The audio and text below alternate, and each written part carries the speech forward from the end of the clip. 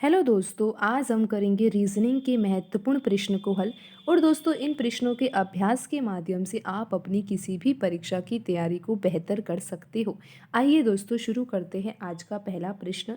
दोस्तों, यहाँ पर प्रश्न में लिखा हुआ है 23:25 और फिर ये समान अनुपात है। उसके बाद लिखा हुआ है 36 अनुपात और दोस्तों यहाँ पर हमें प्रश्न चिन्ह दिया हुआ है।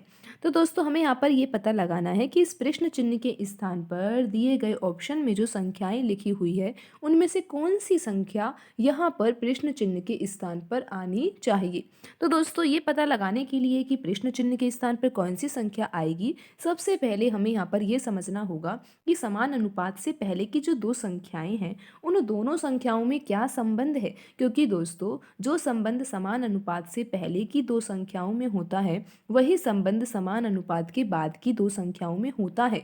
तो दोस्तों, अगर हमें यहाँ पर ये समझ में आ जाता है कि यहाँ पर जो लिखी हुई 23 और 25 है, इन दोनों संख्याओं में क्या संबंध है, कौन से पैटर्न के आधार पर ये दोनों संख्याएं लिखी हुई है, तो दोस्तों उसी पैटर्न को हम यहाँ पर समान अनुपात के बाद की दो संख्याओं में लगा देंगे और हमें ये पता लग जाएगा कि प्रश्न चिन्ह के स्थान पर कौन सी संख्या आएगी। तो दोस्तों, अब हम यहाँ पर ये सोचेंगे कि 23 से 25 को कैसे प्राप्त किया जा सकता है या फिर 25 से 23 कैसे प्राप्त किया जा सकता है। तो दोस्तों, आपने ये सोचा होगा कि 23 में अगर 2 जोड़ दिया जाए तो 25 आसानी से प्राप्त किया जा सकता है। दोस्तों, ये बिल्कुल भी गलत नहीं है, लेकिन दोस्तों हमारा जो आंसर होना चाहिए वो ऑप्शन के अनुसार होना चाहिए। क्योंकि दोस्तों, अगर आप 36 में 2 जोड़ते हो 38 तो आ जाता है, इसमें कुछ गलत नहीं है। लेकिन दोस्तों, ऑप्शन में 38 नहीं लिखा हुआ है, तो ये सवाल हमको इस तरीके से नहीं करना है। तो दोस्तों, अब हम यहाँ पर दूसरा तरीका देखते हैं कि यहाँ पर और ऐसे कौन सी तरीके हैं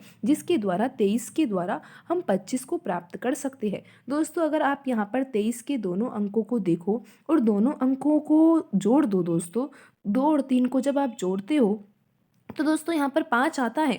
और दोस्तों, 5 का संबंध तो 25 से है ही। कैसा संबंध है दोस्तों, 5 का अगर वर्ग किया जाता है तो 25 ही तो आता है। बिल्कुल दोस्तों, इसी तरीके से आपको सवाल हल करना है। आपको दोस्तों क्या करना होगा, 36 आप देखिए दोस्तों 2 अंकों की संख्या है और वो 2 अंक है 3 और 6। और दोस्तों, जब इन दोनों अंकों को जोड़ा जाता है तो 9 आता है।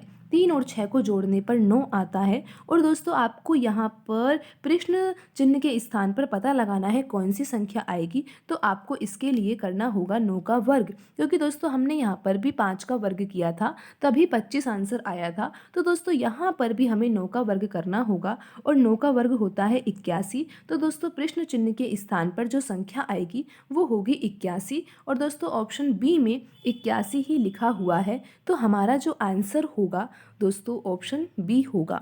दोस्तों, आज की वीडियो में इतना ही। मिलते हैं अगली वीडियो में। धन्यवाद दोस्तों।